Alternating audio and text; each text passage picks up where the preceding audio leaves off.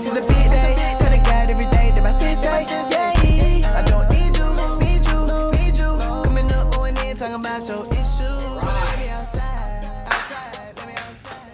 Here we are. Welcome to the TSM Quaranteens Podcast.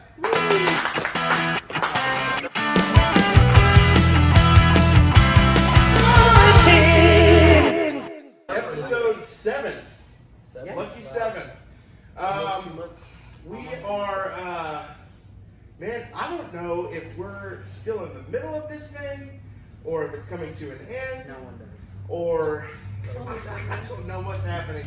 I've heard several different things from our governor, from just doctors and our pastor Chris. Right now, currently at Trinity Baptist Church, we are going through phase 1 of a 4-phase return to normality. So phase 1 starts this Sunday. It'll be the first Sunday since March something maybe? Gosh, man, that's crazy. It's like, it's already May. It's technically right now it's May 5th. Fun fact, I have less than a month until I turn 18. Fun fact, May 5th is my wedding anniversary, and it's my 13th wedding anniversary. My parents is June. I love you, babe. That's funny. Aw, we love you, honey. Your parents is what? June Congrats. 5th. I'm on the heart. June 5th, yeah. The day after my birthday. That's, yeah. Lots of people have wedding anniversaries. I don't. I definitely know. Married, yeah. Anyways, it's a good week, right? We haven't had rain really. It's been beautiful. Temperature's been great. It's been hot, Brian. I'm ready to get out, I'm man. going I'm swimming. ready to go to the lake. I'm ready to go swimming. I'm ready to do all those things. So, If this hopefully. doesn't conclude, I'm making a redneck water park, so come out and visit. That's awesome. Yeah. Man, you know what? Do it. That makes me super psyched. We all caught on. Air high five everyone. 1, 2, 3. Yeah. All right, so this week we are going to talk about trust. What? Do you trust me? Yes.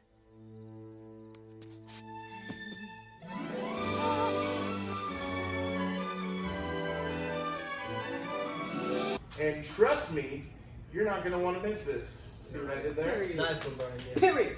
Here's the thing, though. If it's not good, then everybody just lost their trust in me, right? They don't trust me anymore. That wasn't very good. So we gotta nail this. All right, we gotta knock this one out of the park. We're talking about trust.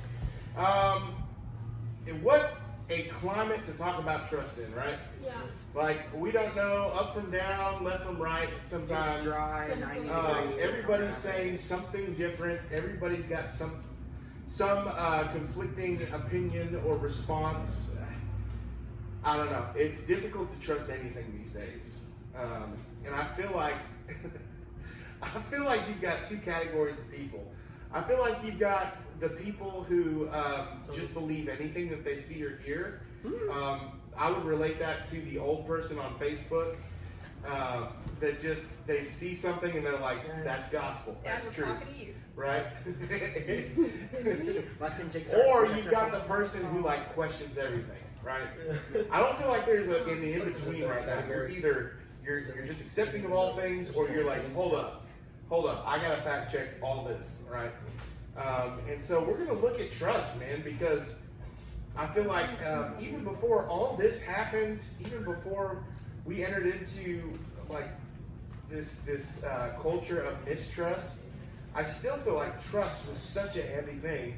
I mean, you just look at the family unit. You know, trust is easily lost and gone in so many different families just because of brokenness. And so, I think this is a very, very relevant and important topic to talk about. So, I'm excited. Listen, we don't have a game that we're playing with each other this week, but I've got a game that I want to show you, And so I'm going to play it right here. Good mythical morning. Trust is a key component of every healthy friendship. It's also a key component to coworker relationships. Newsflash, Rhett, we are both of those. Friends and coworkers. Friends and coworkers. So today is about assuring up the trust that we have between the two of us. Co-working friends. Yeah. What I've done is I've found trust exercises that we are going to, I was gonna say compete, but we're gonna complete together. And it's hopefully gonna build our trust together, and you can also complete these with your friends if you wanna build trust. Hopefully we won't be injured. Are you ready? Yes. All right, to the trust park. Where's that? Over here. Trust. Welcome to the trust park. That's not actually what it's called, that's just what I'm calling it. All right, first exercise is called the human spring. We're gonna touch hands and hold them there. Mine are kind of All right, sweaty. So eye contact is optional at this point. So what we're gonna do is we're gonna basically form a triangle by trusting each other to put our weight on each other. I trust you, Link. All right, so what we're gonna do is start stepping back. Step back, keep going, keep going, keep going. Oh, I don't trust you. You don't weigh enough. Keep going, keep going, keep going. Oh. You're gonna have to lock fingers. Gosh, okay. Oh, you got good grip. You got a good grip. Do you trust me? Look at me. Tell me you trust me. I trust you. I trust you. Woo! This is different. I don't trust my own strength. Oh! Dude, you almost broke my wrist. Trust. Okay, this next trust exercise is called minefield. Rhett, as you can see, I'm blindfolded. I see that. As I can't see, I'm blindfolded. Oh. So what you're gonna do is you're gonna lead me through a minefield, basically, an obstacle course, so to speak, I guess, using only your vocalizations. Then I have the perfect place that I would like to guide you, Link. Okay, Let's do it. Trust. Okay, Link, turn to your left and walk, no, I mean just like turn to what was your left. Now walk straight. Watch your step, there's something in front of you, take a step over it. Yep. Now walk straight forward. Don't put your arms up, you don't trust me, huh? You don't trust me? Okay, stop. Go to your 3 o'clock, walk. You can walk quickly, you're 3 o'clock. A little bit to your 2 o'clock. I'm having trouble even balancing. Okay, stop. Go to your 9 o'clock. Yep, there you go, walk straight. Okay. Take 2 steps forward, 2 big steps. Okay, stop, freeze right there. Now squat down, lower. Oh. Now turn to your 9 o'clock. Get down on all fours. Go a little bit to your right and crawl under that thing that's in front of you. Crawl, there you go, keep going. There you go, buddy. Trust me, you're gonna be okay. Trust me. Okay, now go to your left. I feel like I look stupid. Hard left. Yep, Oh. come on out. Yep. Straight. Turn to your right. Hard right. Oh. Come on, crawl. Trust me, man. Oh, crawl? You seem very distrusting. Okay? Keep going straight. Keep coming straight. Stop. Go a little bit to your right. Yep, straight. Keep going. Speed it up. Crawl fast like a beetle. Beetle crawl. Scared. Beetle crawl. Okay, stop. Stand up. Trust me, man. There's nothing above you. I wouldn't do that to you. Take 1 step forward. Another step. Your steps are really small. They're very untrusting steps. Turn to your left. Okay, now take a step up and just keep walking. Take a step up. What do you mean take a step up? Take a step up. Yeah. Oh. Yeah, there you go. Now take another step. Take another step. Dude, I'm gonna get hurt. Yeah, no you won't. Get back up on that thing you were on, man. What is it? Do you trust me? Okay, I got it. You don't even need to use your hands, man. No hands. I got it, man. All right, just take a step. Just walk right up this thing. Don't worry, nothing's above you. Just walk. Now watch your head. Now go under. Yeah. Yep. Dude. Yep. So nerve-wracking. Now turn around and come back down. On the count of 3. Do you trust me? Yeah, I kind of know where I'm at now. Okay. 1, 2, 3. Woo! Yeah! Trust. Okay, this one's called running free. As I can't see, I'm blindfolded again. Yep. I am going to start at a walk. You're going to lead me to begin running. And I'm told this requires a lot of trust to run at full speed while blindfolded. Ready? Okay, let's try a little bit. Oh my goodness. Oh, Fast man. oh. High knees. No, my knee. High knees. Okay. High knees. Go left. Go left.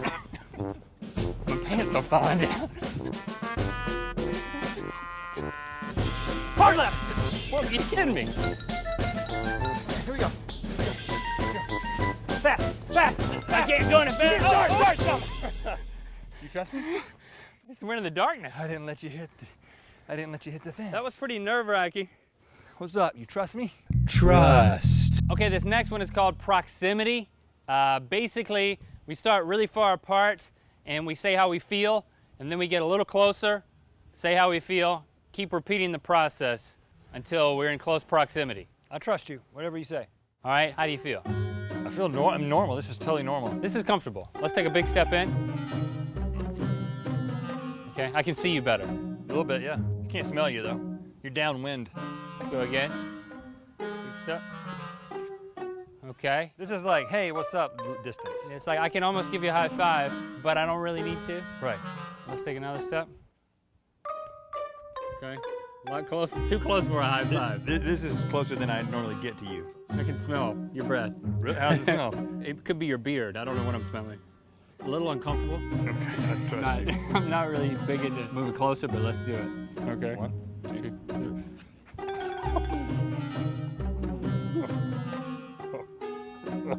I don't want to open my mouth. I'm trying not to breathe, but I trust you. You're uglier this close. I trust you. Whatever you say. What do you do now? We got to fully explore our feelings at this point. I don't feel good. I'm not proud of this moment. Nope. Okay, I'm ready whenever you are. Me too. I think we've learned everything there is to learn about this. So I can just back away slowly. You want to do a countdown? 3, 2, 1. Yes. Okay. All right. At least no one saw that. Trust. Okay, this last exercise is called eye contact and touch. And I met Kevin here, who happened to be watching the previous exercises. Instead of me conducting the last trust exercise, I'm going to guide the two of you to conduct the experiment. Trust. Just hold your hands open, and then Kevin, grab Rhett's hands like that. And then we need eye contact.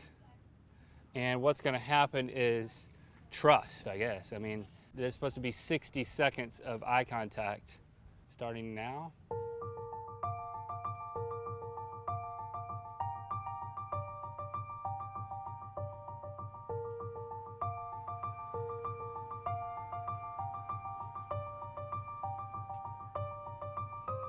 There's no talking, just staying. I'll just commentate a little bit. Now, these two men have never met before, but they're doing it. Look at it. Kevin's losing his composure a little bit, but that's okay. Rhett's losing his composure a second, but now he's regained it. Kevin's done this before. It's nothing new for him. Never done this before. Just stay in the moment. You're doing great. Kevin's a pro at this. He's done this many times. And now, Kevin, how do you feel? Fine. Was there trust established? Yeah, for somebody I don't know. Yeah. You've never met before? No. I trust you more than any stranger I've ever sat on a park bench with and held hands and stared at for 60 seconds. There you go. Okay. Do you have any questions? No. Is this over? It's over.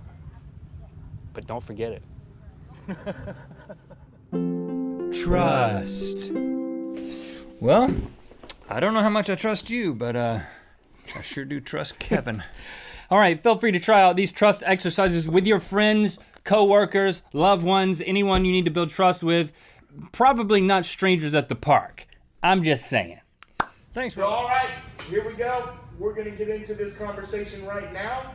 We're going to start off with having a conversation with the quarantines here, and then we're going to finish it off with a conversation between you guys and myself. So I'll see you guys in just a minute. Adios. Okay, so this week we're going to talk about trust, and we're going to diverge away from last week. So specifically, we're going to look at trust in the context of everything that's happening right now. So currently there's a lot of mistrust going on, specifically like with the government and everything that's going on, because like there's false hope because Texas is reopening and other states aren't, and we just don't know exactly what's going to happen.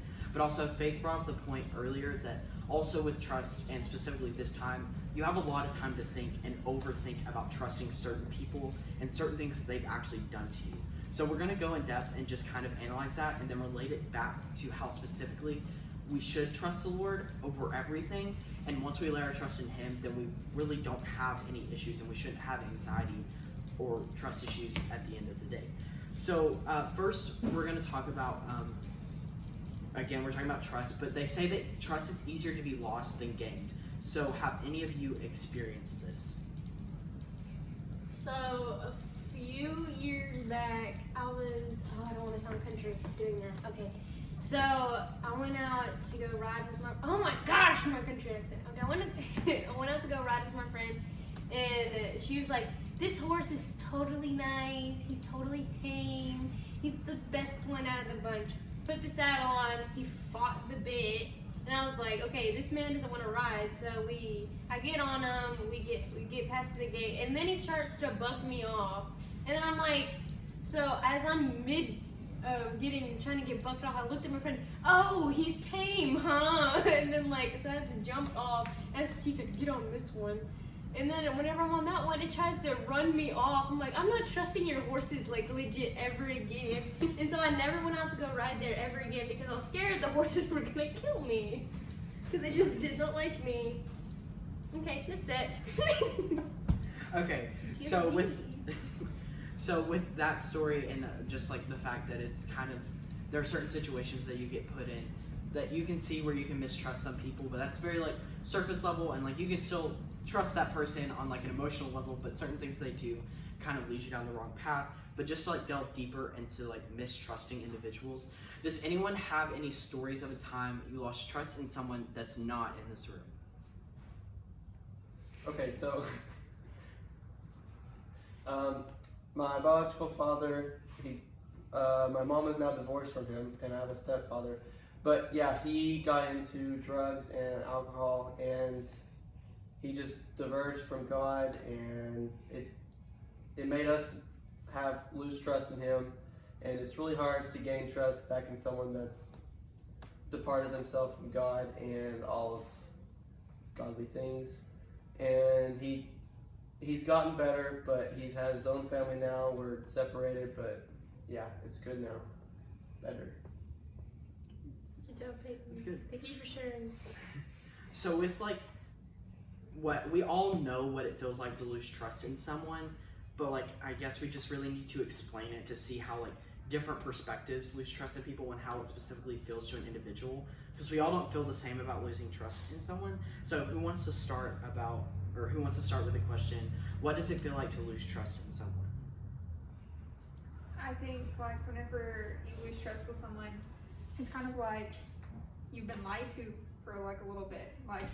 You thought you could have believed that you knew someone, or you could have, I don't know, just they gave you a false hope maybe.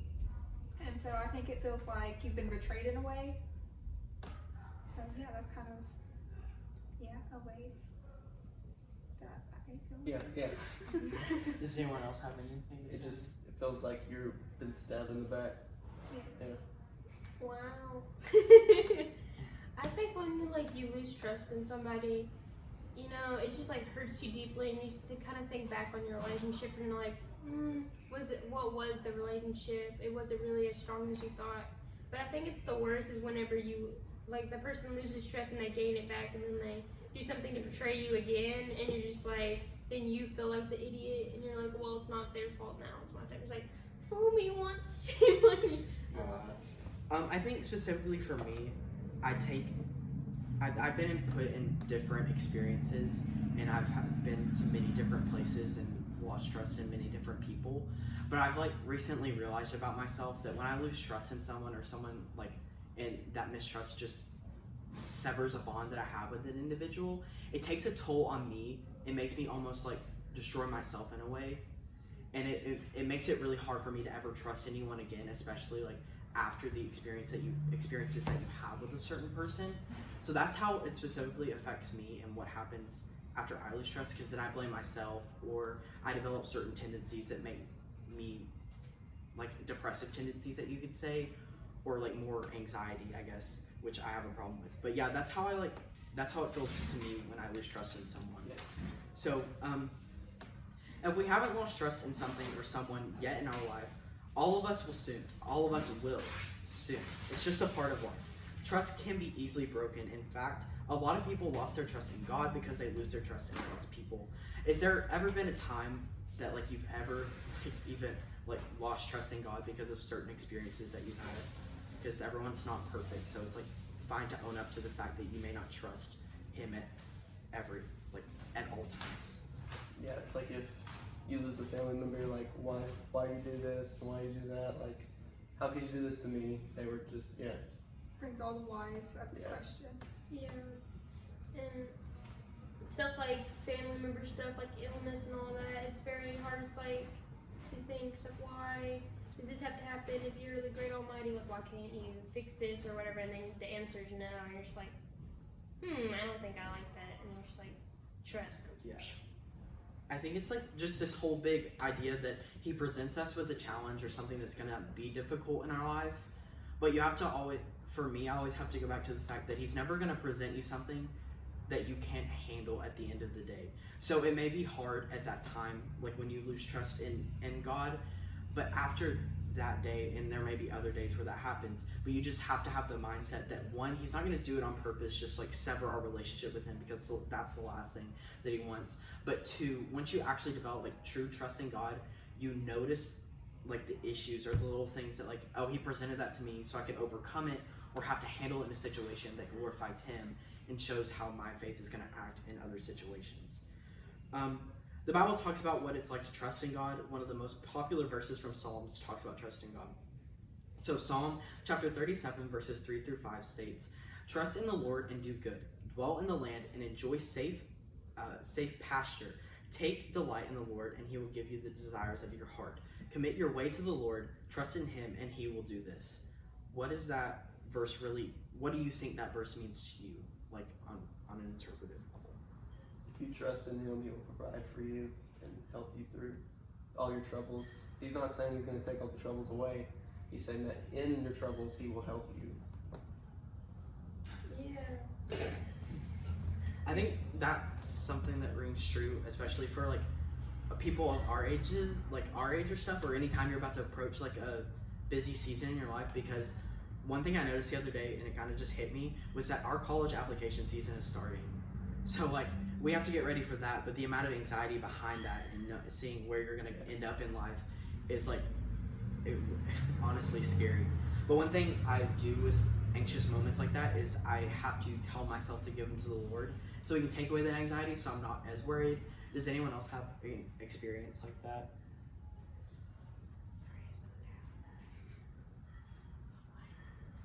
Do you have any moments where you're anxious and you just have to give them over to the Lord?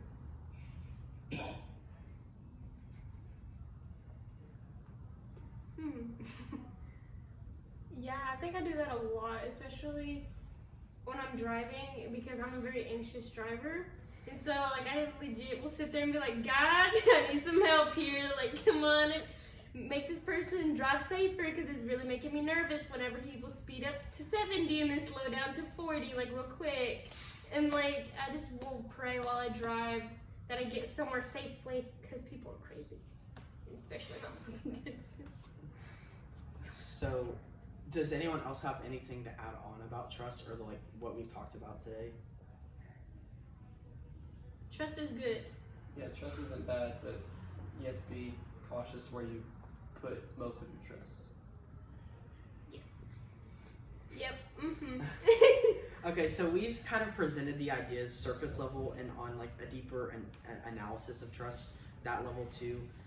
For y'all and how we experience our trust issues, or the mistrust that we have in people, or the trust that we have in God in times that we haven't trusted Him as a whole. But just to go deeper into the verse that we already read, but also other verses that present that we have to trust in the Lord for anything to actually happen, we're going to give it over to Brian, and he's just going to elaborate on a biblical standpoint where trust is vital and how to trust people, and where mistrusting people is normal, but you need to trust God at the end of the day. So yeah. Cut and scene. Hey everybody, welcome back to my backyard. It is another fantastic, beautiful day.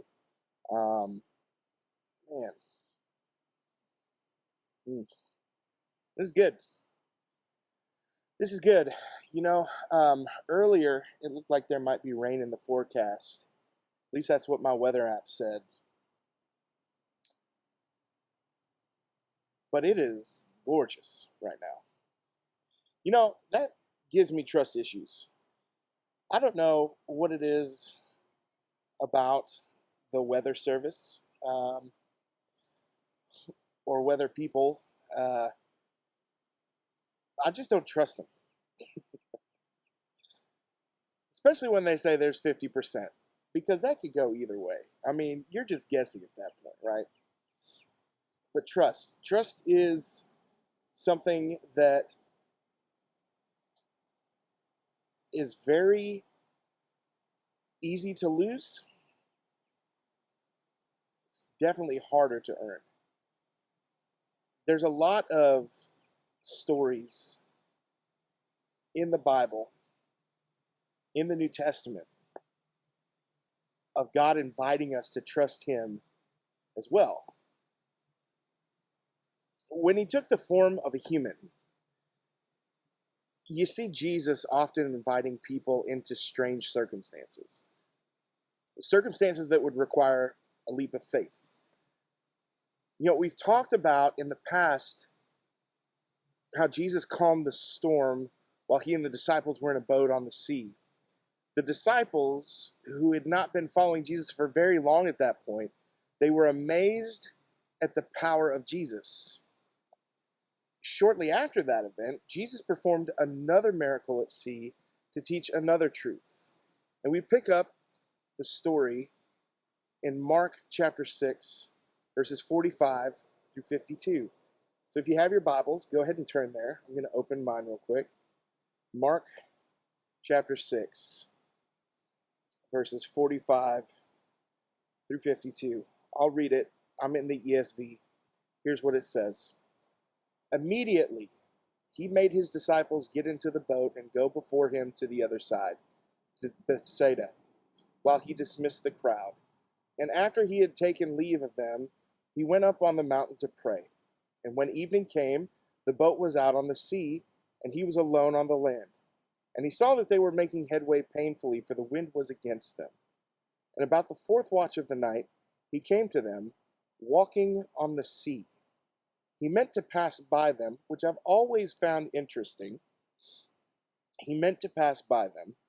But when they saw Him walking on the sea, they thought it was a ghost, and they cried out.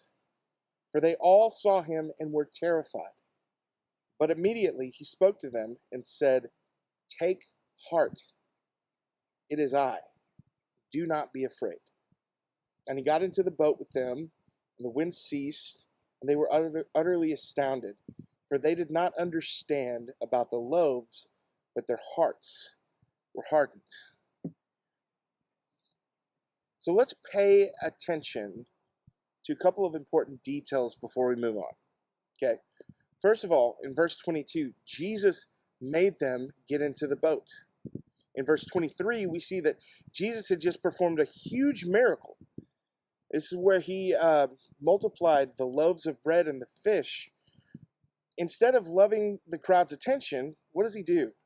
Well, we've talked about this in our Sunday night Bible studies, the importance of prayer. If Jesus found it being man, but being God, if the man God found it necessary to pray, how much more necessary is it for us to pray, right?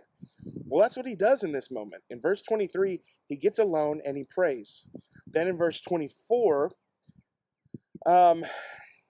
there's this storm happening. There's this wind that is pressing against them. It probably wasn't as bad as the one where He was asleep in the boat. They were all afraid that they were going to die. but it was bad nonetheless. In verse 25, you got to understand, it talks about the fourth watch. In the Roman culture, the fourth watch referred to the hours between 3 o'clock and 6 o'clock in the morning. So they were most likely used to waking up around, 6 o'clock at that time when the sun came up. They weren't on quarantine schedule, that's for sure. So you can imagine how tired they were, right? In verse 26, they think that Jesus is a ghost. This tells us about where their heads might have been at that moment. Their first thought isn't, hey, there's Jesus. That makes sense, because he does miracles, right? They weren't thinking like this. And this might mean that they still hadn't internalized how real Jesus is, but we need to give the disciples some credit. This is a pretty crazy situation, right? I want you to think about a couple things. Think about this. Why do you think Jesus made them get in the boat? If you were Jesus and you had just got done feeding 5,000 people with 5 loaves of bread and 2 fish, and you got called a ghost, would you be very motivated to rescue these guys? Like, seriously? You think I'm a ghost? You see me. Like, you see me with your eyes. You think I'm a ghost? In my human nature, I probably wouldn't want to rescue those guys, right? I'd leave them there. I'd be like, morons. That's because we operate on conditional love. Jesus is motivated by compassion for those that he's called and for those he's reaching out to. Peter's a great example of someone that Jesus has picked to invest in, right? After seeing Jesus walk on water, Peter shouts out to Jesus, Lord, if it is you, command me to come to you on the water.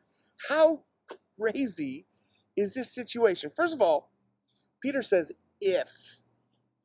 He doesn't even know for sure who he's looking at. And then he dares this figure on the water to command him to come out onto the water as well. Could you imagine if they were right about Jesus being a ghost? Anyone could command Peter to walk on the water and sink. Oh, Peter. Jesus responds to him. He says, come. Peter gets out of the boat. He starts walking on the water. He had faith that Jesus was who he said he was. Jesus honored his faith with a miracle. But as soon as Peter looked around and saw the circumstances around him, like the wind, he started to sink. Even as he sank, though, he cried out to Jesus to save him. What I see here is an incredible trust that Peter has in Jesus. Peter trusted Jesus. And as soon as Peter was rescued, Jesus asked him the most important question. He said, hey, you of little faith, why do you doubt?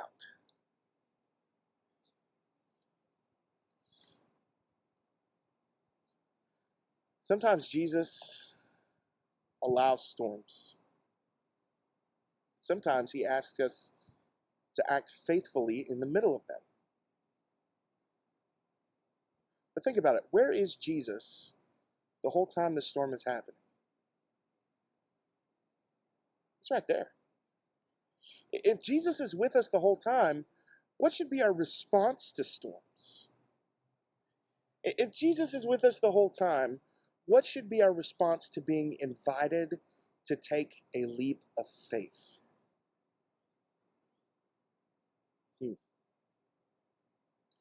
I want you to ask yourself this. Even if your own disbelief gets in the way, what's the next step? The truth is that we will absolutely lose our faith in our family, friends, those around us at some point.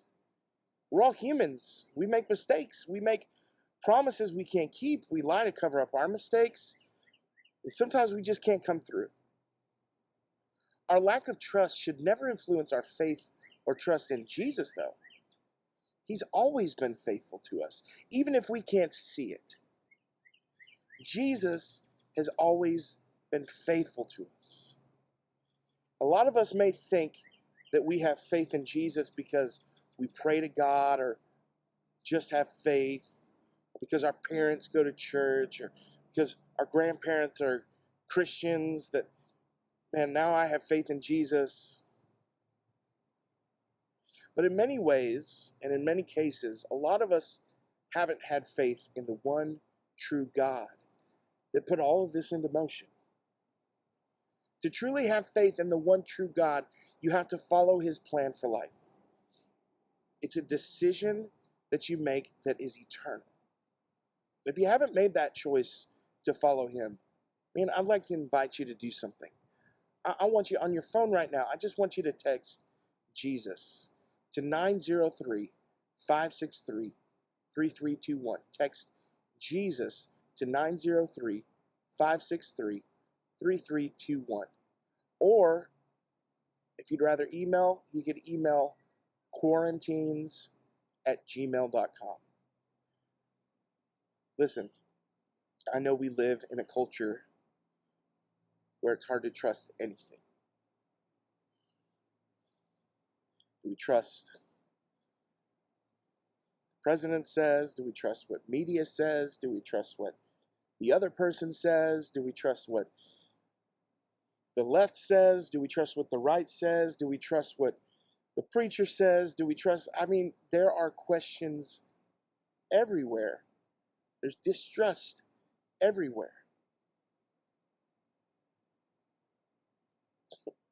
It's almost as if we're sitting in a boat right now, trying to make our way across this lake, and the wind's against us. But you know what? Even in the storm of mistrust, we can be confident in knowing that we're not alone. Jesus is with us. And you can always trust in that. I hope this brings you some comfort today. And man, I said this every week, I cannot wait to see you guys. I miss you terribly. My heart misses you. I can't wait till we can get together again. But until then, we'll be here online every Wednesday night. Love you guys. Talk to you later. Bye. Hey guys, I'm glad that y'all came and watched our video today. I hope you got a lot from our little discussion on trust and learned something from Brian.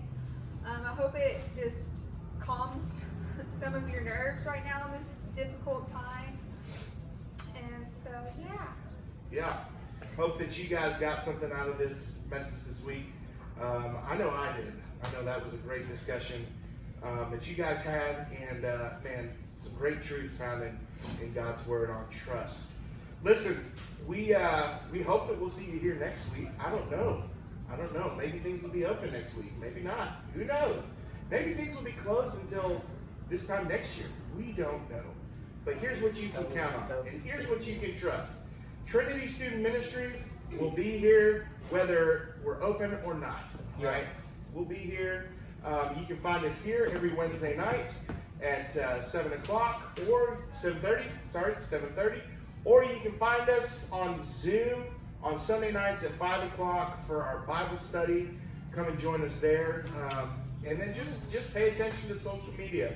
Man, we're constantly posting stuff and information on there. Sending stuff to your email addresses and your phones. We're texting you stuff. So Marco Polo, all that stuff. Look us up on TikTok, right? We can do this whole thing.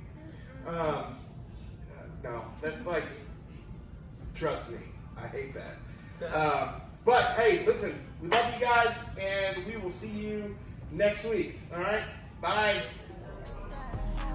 Hey, we should do that, man. Baby, outside, outside, outside, outside, baby, outside, outside.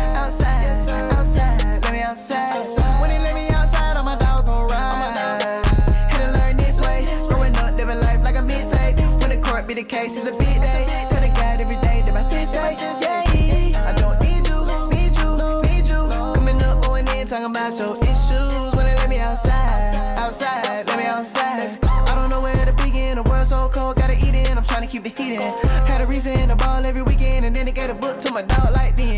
Free the people, to me no evil. I wanna break the wall down with a torpedo. Got a big rank, got him out the fish tank. Trying to get things, toast with a big drink, big bang. Throwing up firework, that's a big bang. Niggas then gotta slide with the gang. I just wish some of y'all did the same thing. Trying to see the fans out of state worldwide, they ain't going outside, if it's pouring outside. Even though it's just a little rain. Let's go outside, let me outside, let me outside,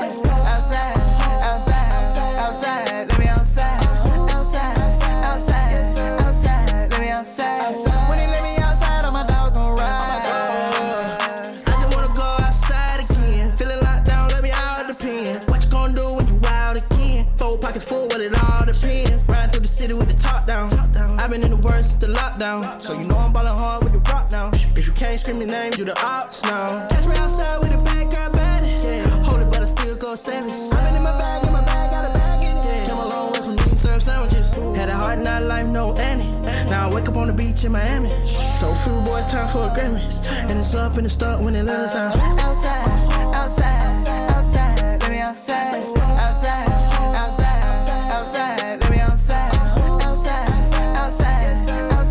let me outside. When they let me outside, all my dogs gon' ride. Had to learn this way, growing up, living life like a mistake. When the court be the case, it's a big day. Tell the God every day that my sensei, yeah. I don't need you. Coming up on in, talking about your issues.